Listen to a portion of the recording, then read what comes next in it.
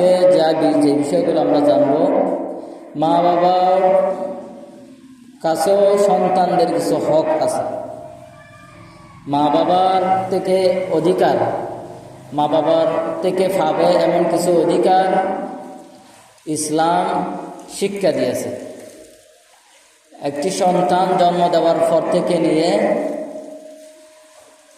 সেই সন্তানের উপর মা বাবার কী কর্তব্য, দায়িত্ব, এটিও ইসলামের মধ্যে আছে। কোরআন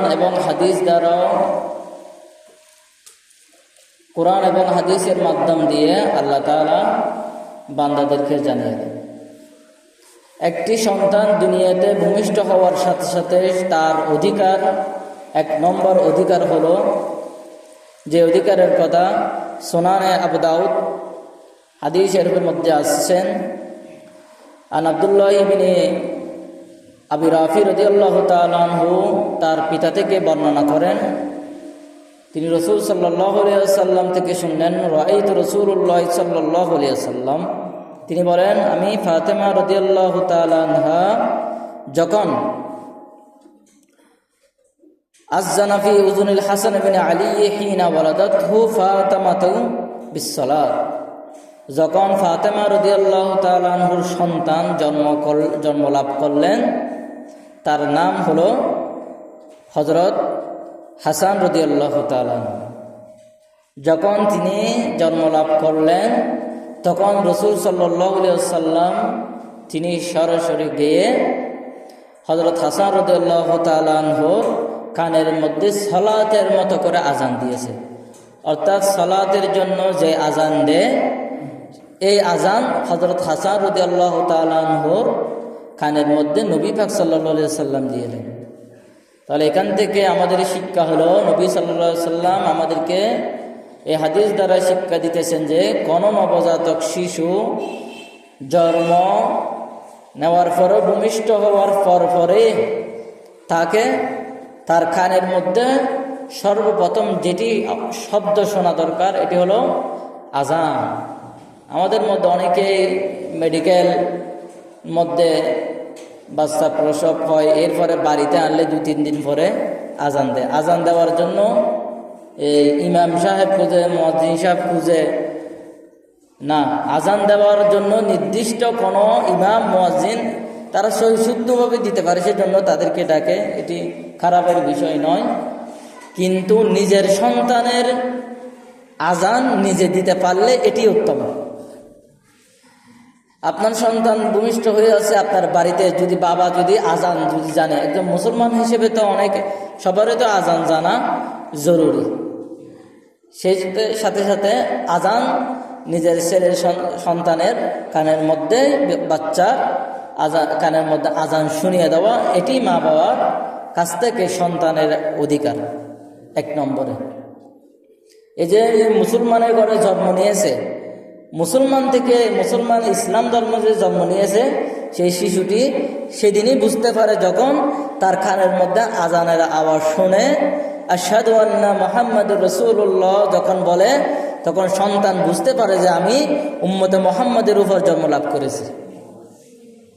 সেই জন্য একটি সন্তান যখন ভূমিষ্ঠ হয় তখন সাথে সাথে আজান দেওয়া, এইটা বিলম্ব না করা, দেরি না করা, এটি সন্তানের মা বাবার কাছ থেকে সন্তানের অধিকার। 2 নম্বর অধিকার হলো এরপরে তাহনিক করা। তাহনিক মানে কি? তাহনিক হলো ওই সন্তানের মিষ্টি মুখ, সর্বপ্রথম খাবার হবে এই মিষ্টি জাতীয় কোনো ধরনের কিছু, মধু বা এই খেজুরের রস, এই জাতীয় জিনিস তার মুখের মধ্যে দিয়ে মিষ্টি মুখ করানো, এটাকে বলে তাহনিক। হযরত আব্দুল্লাহ ইবনে জুবাইর রাদিয়াল্লাহু তাআলা আনহু, আপনারা অনেকেই নাম শুনেছেন এই সাহাবীর, তার জন্মের একটি প্রেক্ষাপট আছে। তিনি যখন হযরত আসমা রাদিয়াল্লাহু তাআলা আনহুর গর্ভে ধারণ করেছিলেন, এটি হাদিসের মধ্যে আছে। হযরত আসমা রাদিয়াল্লাহু তাআলা আনহু তিনি নিজেই বর্ণনা করেছেন হাদিসটি। তিনি বলেন, আনহা হামালাত বিআবদুল্লাহ ইবনে জুবাইর, হযরত আব্দুল্লাহ ইবনে জুবাইর যখন আমার পেটে ধারণ করলাম, তখনই আমরা হিজরত করতে আরম্ভ করলাম, হিজরত করলাম। এরপরে কলত ফাখরাজত ওয়ানা মুতিম্মু, তিনি বলেন আমি যখন হিজরত করি, যখন হিজরত করতেছি সেই অবস্থায় আমার এমন অবস্থা ছিল, আমার প্রসব বেদনা এবং এই ডেলিভারি অবস্থায় এমন অবস্থা ছিল। যখন তারা ফাআতাইতুল মাদিনাতু ফানাজালতু বিকুবাই, যখন তারা মদিনার কুবা নামের জায়গায় অবস্থান করলেন, ফাওয়ালাদাতু বিকুবাই, সেখানে হযরত আব্দুল্লাহ ইবনে জুবাইর ভূমিষ্ঠ হইলেন, দুনিয়াতে আসলেন।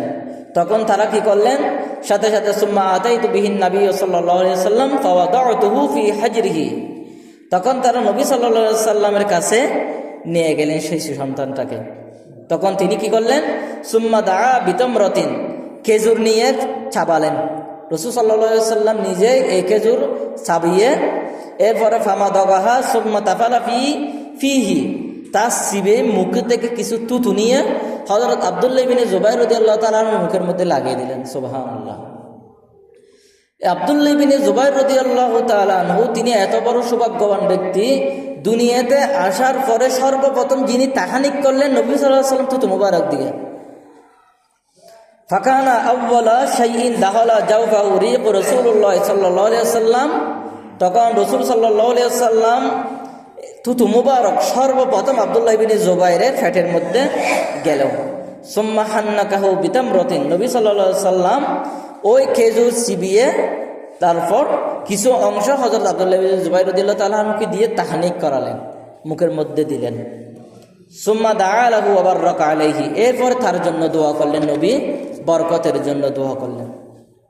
হাদিসের শেষে নবী বললেন, ওয়াকানা আউয়ালু মাউলুদিন উলিদা ফিল ইসলাম, ইসলামের সর্বপ্রথম হিজরতের মধ্যে যেই মুসলমানের ঘরে জন্ম নিয়েছে, হিজরতের পরে মুসলমানের ঘরে যেই সর্বপ্রথম জন্ম নিয়েছে তিনি হলেন আব্দুল্লাহ ইবনে জুবাইর রাদিয়াল্লাহু তাআলা আনহু।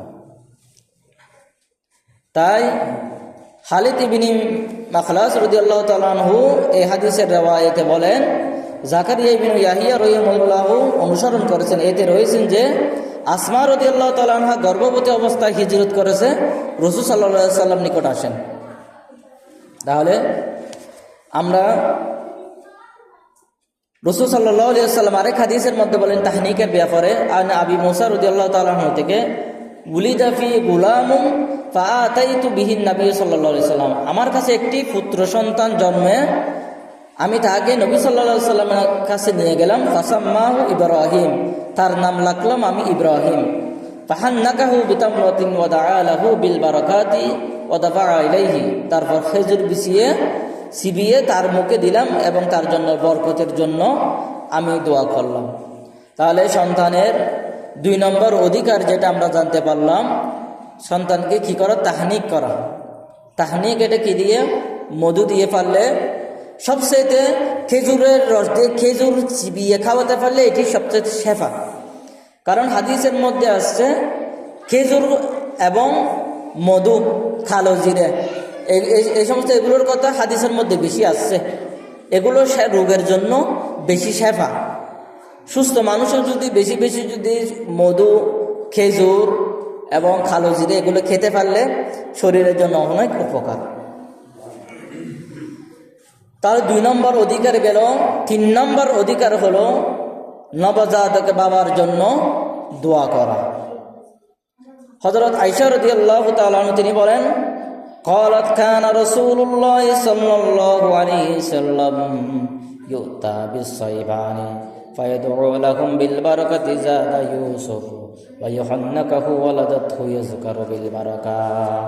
রাসূল সাল্লাল্লাহু আলাইহি সাল্লামের নিকট যখন কোনো বাচ্চা আনা হতো তখন তিনি নবী সাল্লাল্লাহু আলাইহি সাল্লাম তার জন্য কি করতেন, দোয়া করতেন এবং তার বাবার জন্য দোয়া করতেন। হযরত আইয়ুব আস-সাখতিয়ানি রাহিমাহুল্লাহ যখন কোনো নবজাতক পিতাকে দেখতেন তখন তিনি সাথে সাথে দোয়া করতেন, ক্বালা জাআলাল্লাহু মুবারাকান আলাইকা ওয়া আলা উম্মতি মুহাম্মাদিন সাল্লাল্লাহু আলাইহি ওয়াসাল্লাম, আল্লাহ তাআলা তোমার জন্য উম্মত মুহাম্মদ সাল্লাল্লাহু আলাইহি ওয়াসাল্লামের বরকতের কারণ বানিয়ে দেন। তাহলে ওই সন্তান এবং সন্তানের বাবার জন্য দোয়া করা, এটিও একজন নবজাতক শিশু আরেকজন মুসলমানের কাছ থেকে পাওয়া অধিকার। 5 নম্বর অধিকার হলো আকিকা করা। সন্তান হয়েছে তার জন্য আকিকা করা, হোক বা ছেলে হোক বা মেয়ে। জাহেলিয়াতের যুগের মানুষগুলো ইহুদিরা তারা কন্যা সন্তানের আকিকা করতো না। ছেলে সন্তান হলে খুশি হয়ে তারা কি করতো, আকিকা করতো, সারা ফারায় মিষ্টি মুখ করাতো। কিন্তু মেয়ে সন্তান হলে পাশের বাড়ির কেউ খবর দিত না। রাসূল সাল্লাল্লাহু আলাইহি সাল্লাম বলেন, তোমাদের যদি ছেলে সন্তান হলো এটিও আল্লাহর নিয়ামত, মেয়ে সন্তান হলো এটিও আল্লাহর নিয়ামত। আল্লাহর কাছে শুকরিয়া আদায় করবে, নারাজ হবে না। কেউ যদি মেয়ে সন্তান হওয়ার কারণে যদি কষ্ট নেয়, নারাজ হয়, তখন সেই আল্লাহর কাছে সবচেয়ে বড় অপরাধী হয়ে যায়। আকিকা কেমনে দিবে? আকিকা সন্তান জন্মের 7ম দিনের মাথায় আকিকা দেওয়া, এটি সুন্নত। যদি কোনো কারণে যদি 7ম দিনে যদি দিতে না পারে, তাহলে সেটা 14তম দিনেও দিতে পারে। আর 14তম দিনে যদি দিতে না পারে, 21তম দিনে দিতে পারে। যাদের সামর্থ্য নাই, আকিকা দেওয়ার সামর্থ্য নাই, সব মা বাবারও তো আর সামর্থ্যবান নয়। অনেকে আকিকা দেওয়ার সামর্থ্য না থাকলে তাদের ছেলেমেয়েরা যদি বড় হয়, তারা নিজেদের আকিকা নিজেরাও দিতে পারে। সুতরাং এই ক্ষেত্রে আরেকটি বিষয় হলো চুল আকিকা দেওয়ার, যেদিন আকিকা দিবে 7ম দিন, সেদিন মাথা মুন্ডয়ে যে পরিমাণ চুল হবে শিশুর, ওই পরিমাণ চুলের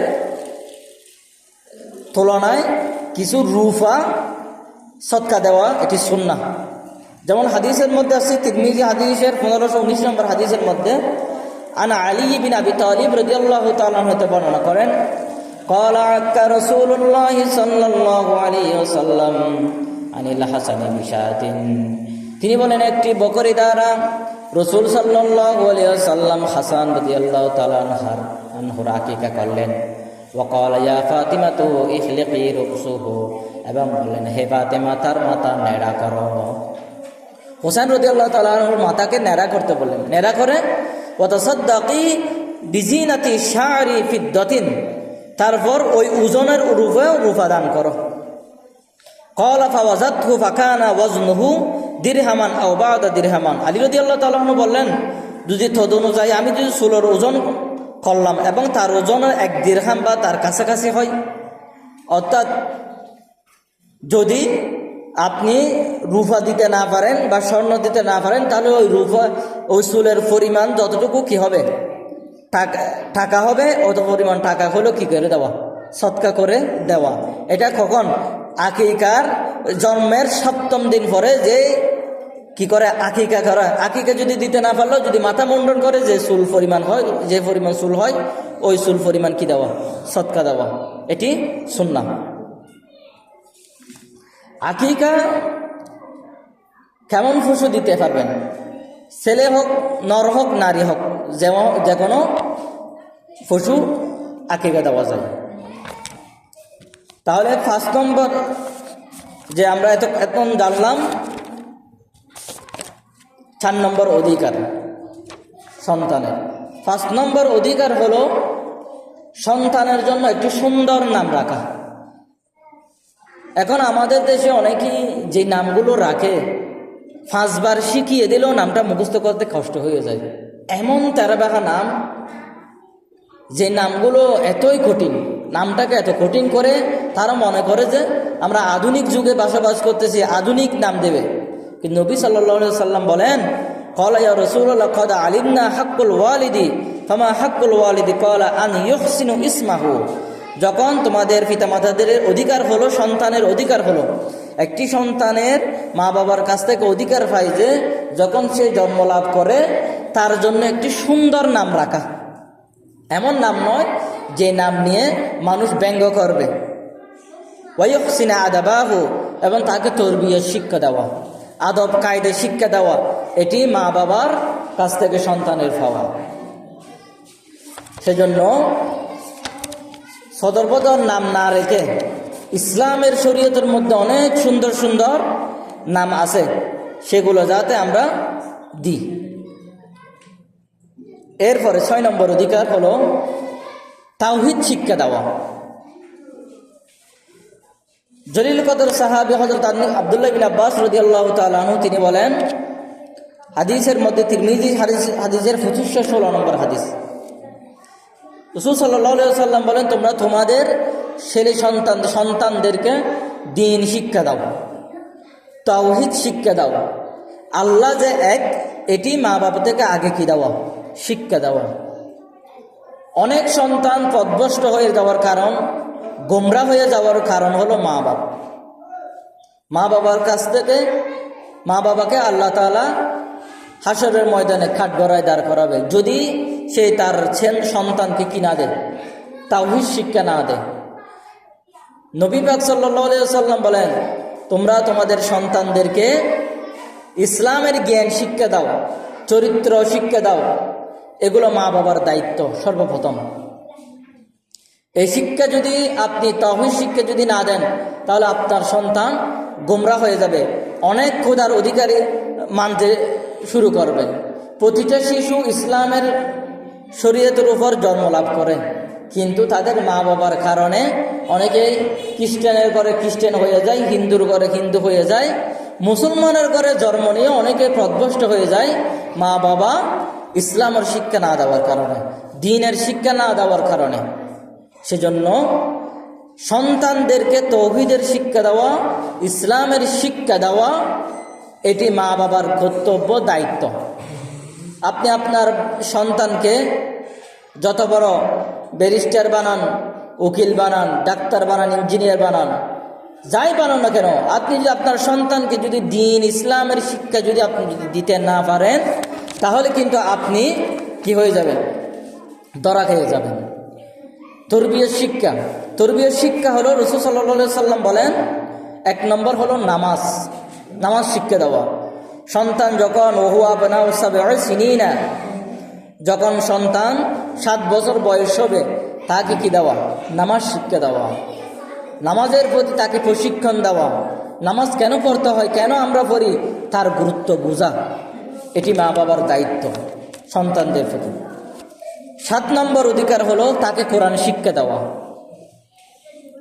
হযরত কোরআন শিক্ষা দেওয়া, এটি মা বাবা ছেলে সন্তানদেরকে ইংরেজি বাংলা যতটা গুরুত্ব দেয়, অতটা গুরুত্ব কোরআন শিক্ষার উপরও দিতে হবে। কারণ রাসূল সাল্লাল্লাহু আলাইহি ওয়াসাল্লাম বলেন, তোমরা দুনিয়া পাওয়ার জন্য, দুনিয়ার ডিগ্রি অর্জন করার জন্য তোমরা যেভাবে লেগে পড়ছ, আমি তো বলেছি দুনিয়ার মধ্যে তারাই সবচেয়ে উত্তম, খায়রুকুম মান তাআল্লামাল কুরআন ওয়া আল্লামা, যারা কোরআন শিক্ষা করে এবং শিক্ষা দেয়। যারা দুনিয়াতে মাদ্রাসায় তালেবে ইলমরা যারা কোরআন পড়ে আর যারা পড়ায়, পৃথিবীর মধ্যে সবচেয়ে দামি ব্যক্তি হলো তারা। আজকে আমাদের সমাজ থেকে কোরআন শিক্ষা উঠে যাচ্ছে ধীরে ধীরে। ইহুদির এনজিওরা তারা মক্তব বন্ধ করে দেওয়ার জন্য, যাতে মুসলমানের ছেলেরা কোরআন শিখতে না পারে, সেজন্য সেই টাইমে তারা কি করে দিল, এই কেজি স্কুল খুলে দিল, বা বিভিন্ন রকমের পদ্ধতি তারা বের করতেছে, যাতে মুসলমানদেরকে কোরআন শিক্ষা থেকে দূরে নিয়ে যাওয়ার জন্য। একজন মুসলমান ফারায়, একটি মুসলমান ফারায় সর্বদিনের সর্বপ্রথম যে শিক্ষাটা হতে হবে, এটা হবে কোরআনের শিক্ষা। কোরআনের শিক্ষা দিয়ে আপনি আপনার সন্তানকে যদি কোরআন যদি শিক্ষা দিতে না পারেন, আপনি আপনার সন্তানকে ডাক্তার, ইঞ্জিনিয়ার, ব্যারিস্টার বানায় আপনি সুখে শান্তি রাখতে পারবে না, কারণ তার ভিতরে অহির জ্ঞান নাই। পৃথিবীর মধ্যে অহির জ্ঞান ছাড়া কেউ সাফল্য লাভ করতে পারে না। সেজন্য সেই অহির জ্ঞান আপনার সন্তানকে দেওয়া, এটি আপনার উপর ফরজ। আল্লাহ রাসূল সাল্লাল্লাহু আলাইহি ওয়াসাল্লাম সাহাবী রাদিয়াল্লাহু তাআলা থেকে বর্ণনা করেন, তাআল্লামুল কুরআনা ওয়াল ফারাইজি ওয়া আল্লামুন নাস ফাইন্নী মাকবুদুন।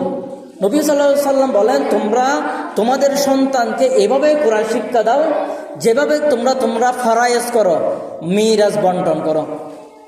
মা বাবারা যেমন সন্তানদেরকে সম্পদ ভাগ করে দেওয়ার জন্য যেভাবে ব্যস্ত হয়, যেভাবে টেনশন বুক করে আমার ওই সন্তানকে এই জায়গা ভাগ করে দেওয়ার জন্য, ঠিক তেমনি একটি আপনার সন্তানকে কোরআন শিক্ষা দেওয়ার জন্য আপনাকে কি করতে হবে, সেভাবে চেষ্টা করতে হবে কিভাবে আমার সন্তানকে আমি কি করে যে কোরআন শিক্ষা দিতে পারি।